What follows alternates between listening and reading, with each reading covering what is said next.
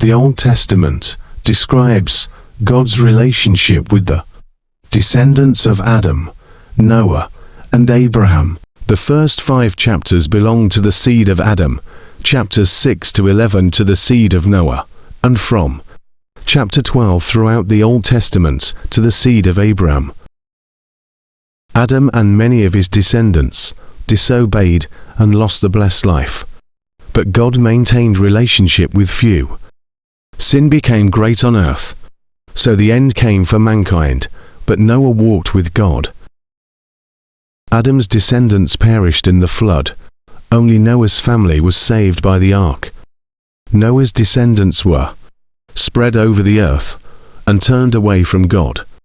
After many years, Abraham lived in the land of the Chaldeans and worshipped the other gods. God took Abraham to the land of Canaan to continue the relationship with Abraham's descendants.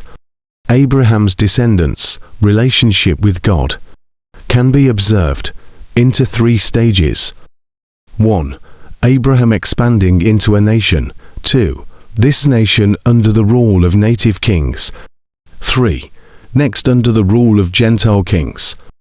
Abraham expanded into a nation is recorded in the books of Genesis chapter 12 through Ruth.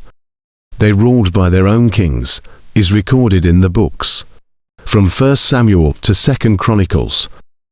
Their history under the rule of Gentile kings is described in the books of Ezra, Nehemiah, and Esther. The complete history of the Old Testament, beginning with Adam and approaching Jesus, begins with Genesis and ends with Esther. So these 17 books are called history books. The remaining 22 books were written during the period of the 17 history books.